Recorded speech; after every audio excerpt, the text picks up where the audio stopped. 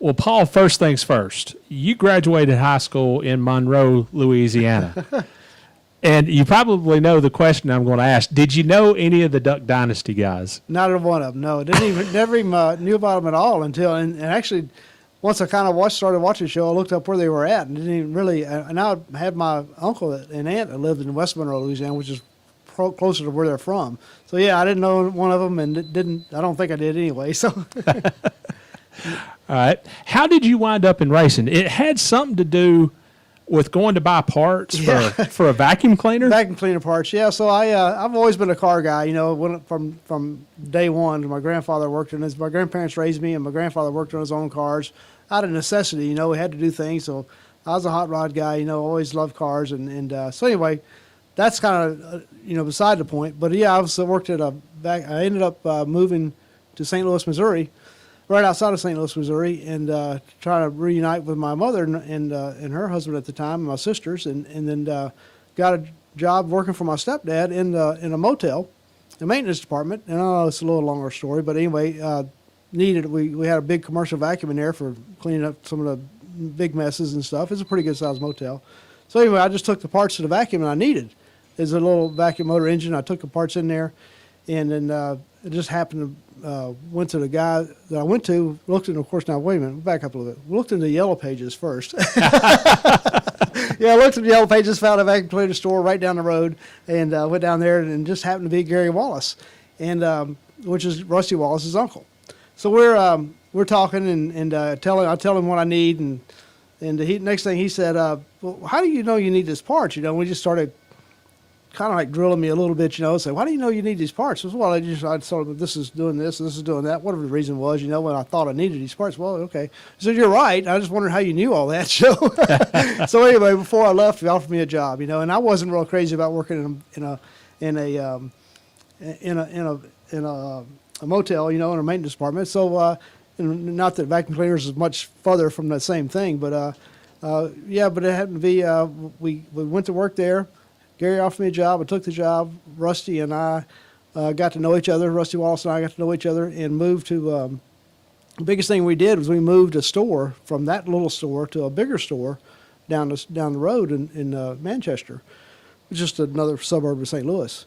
So we ran the roads daily, moving that stuff and vacuuming and working, and then that was a big thing. That's how we got to know each other pretty well. And then we started working on vacuum cleaners when I got to what I was hired to do, you know, which is kind of, they trained me and everything. And Rusty's kind of the one who trained me on some of that stuff because he was always the one to work on the big commercial vacuums.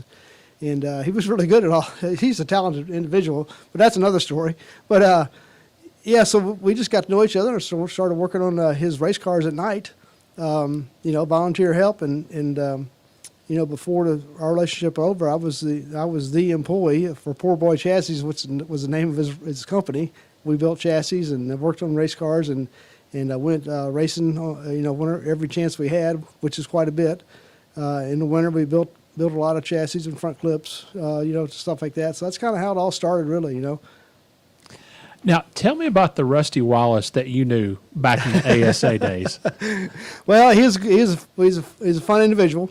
We had a good time. We worked hard. But we worked really hard, and he was right there next to me every step of the way, and I was next to him every step of the way. You know, we were. It was not a deal where he showed up. He showed up late, but he worked late also. Yeah, man, he's just a hard worker. I think he's worked hard for what he's got, and he deserves everything he's got. I'll say that much. You know, we raced hard, we worked hard. He always liked to give everybody, you know, I've heard him tell stories like he's told everybody what he did for setups, which used to always aggravate us. But that's 100% right. You know, somebody ask him what he's doing, he would tell them, and he'd give them the shirt off his back, you know, on as far as race car setups and everything else like that, you know. But he worked hard. He's, you know, worked hard to get money, to get the, you know, to go racing, worked hard to get, you know, to drum up business for the chassis shop so we could live through the winter and build more race cars for ourselves. And so, yeah, it was a good time. It was a great experience working with him. I worked for him for 9 years, and like I said, I was the employee most of the time. That was a good time, though. Rusty made the move to NASCAR Right. in North Carolina in 1984, but you went to Louisiana Yep. to run his sportsman team. Is that correct? Exactly right. So very coincidental that I went back to Louisiana because I was, born, or not born, I was born in Maine, but I was raised in Louisiana. And it's just coincidental I went back there. And we moved to Gonzales. Well, I moved to French Settlement, which is in between Baton Rouge and New Orleans, and the race team, which Nicky Prejean owned the race team that we moved to. We took everything he had and everything I had, which wasn't much, and put it in 2 loads of stuff in our race hauler at the time, which is a big box truck with a big ramp truck. 2 loads of stuff, and moved to Gonzales, Louisiana.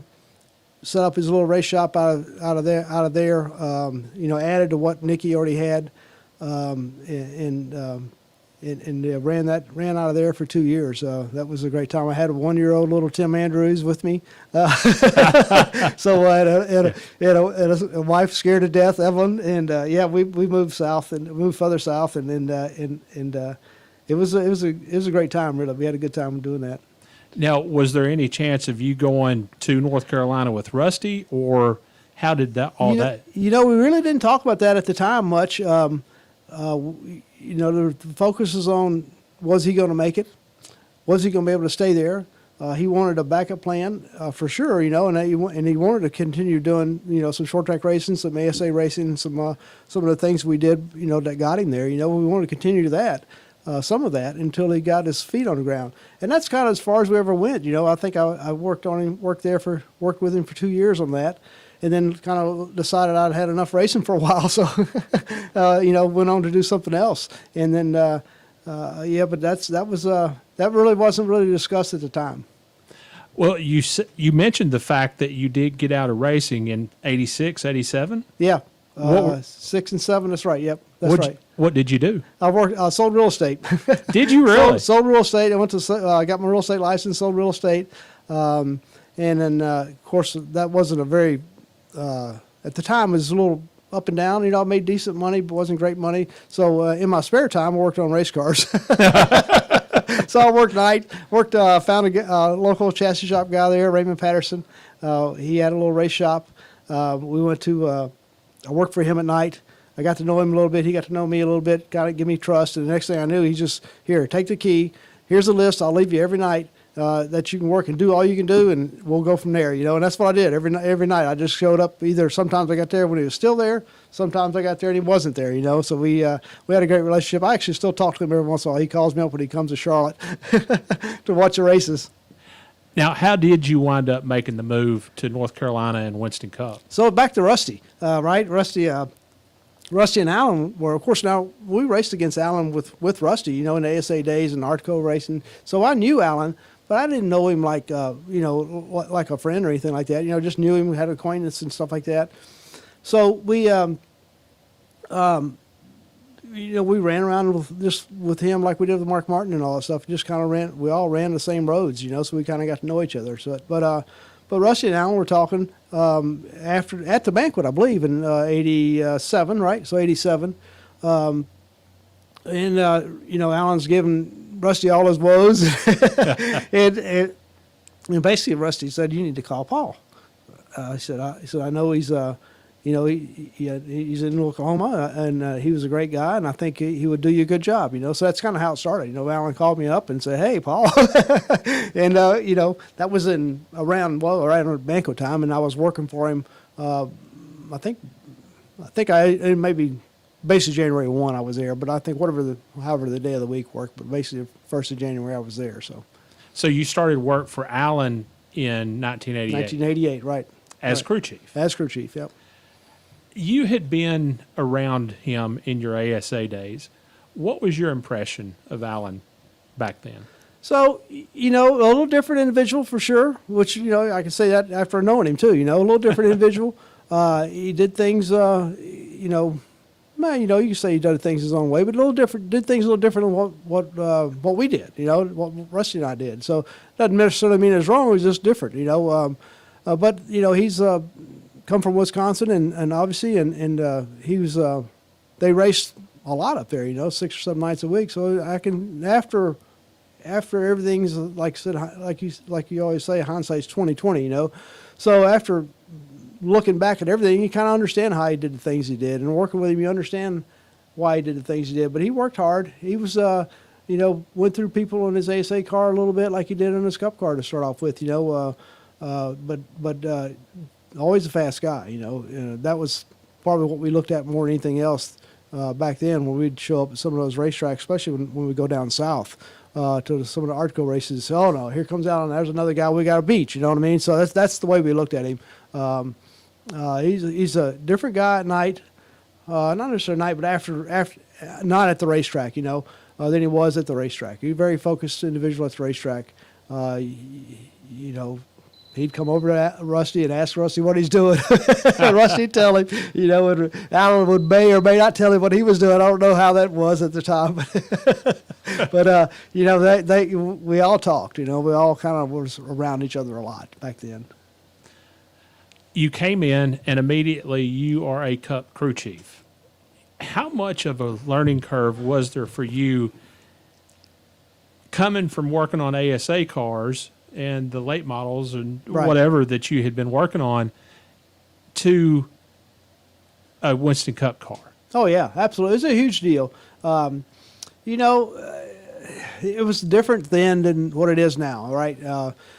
But we had ran some with Rusty. We ran a little bit of Cup racing. You know, a couple of cars, a couple of times. You know, did a little bit of Grand National Bush racing, I guess at the time. You know, so we did a little bit. So it wasn't like I was completely oblivious to it. You know what I mean? So we had a sportsman car, Bush car, you know, down in Louisiana. You know, we had one there. So yeah, and that was a big help. You know, having that experience there and.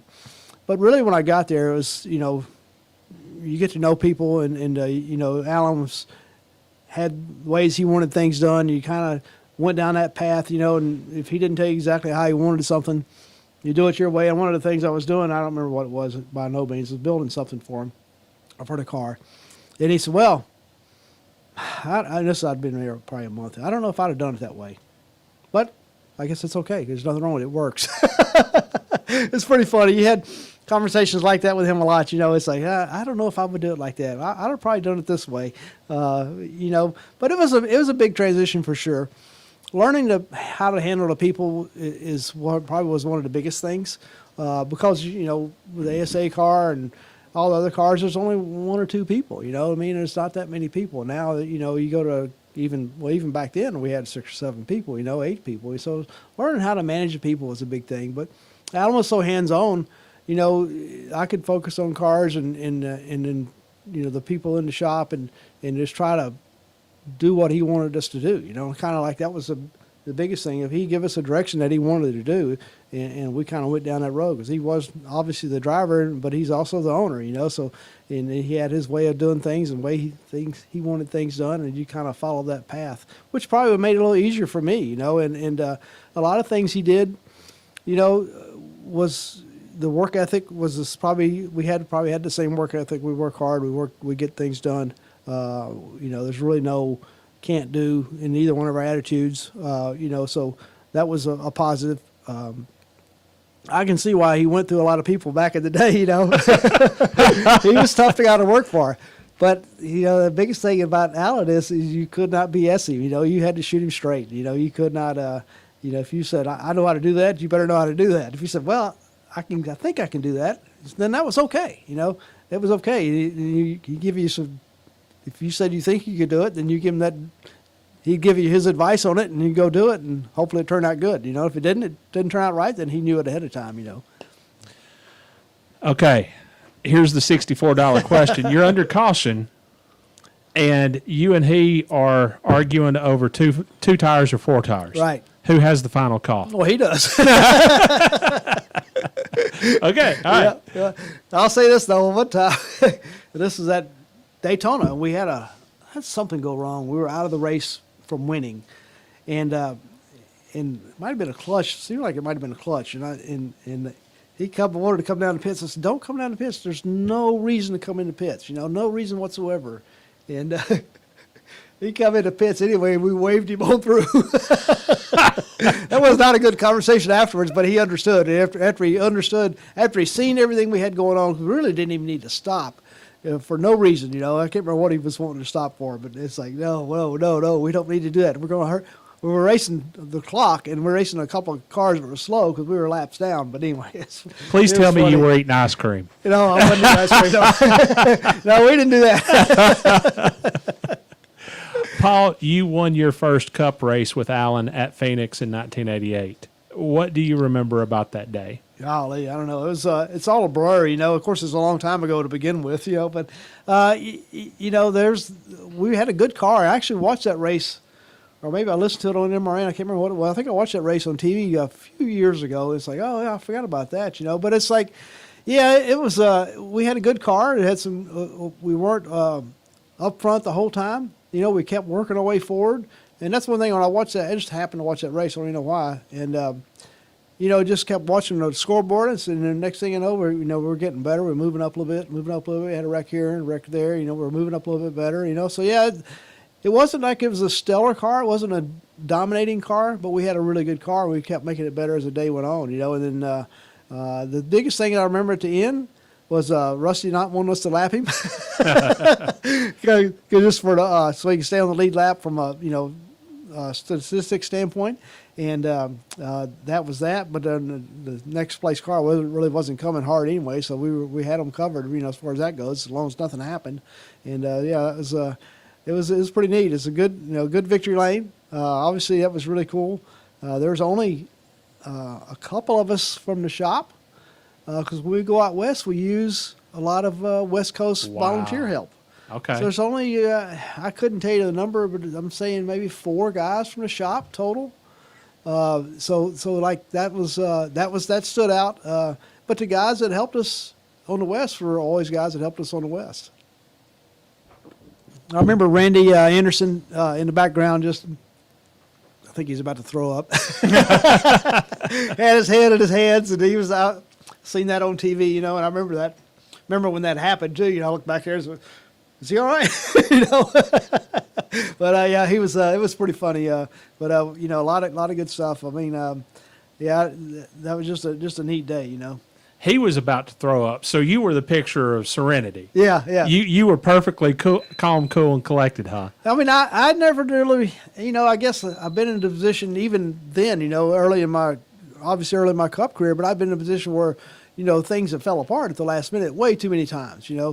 And no matter what it is, whether it's a caution or somebody drops oil down and you're getting oil, so many things can happen. I'm just one of those guys that don't get super excited or worried because I can't do nothing about it, until the race is over, then I get excited, But yeah, I was as calm as I could be, and I think I was fairly calm, and cool and collective and all that good stuff, So yeah, I usually hold that out.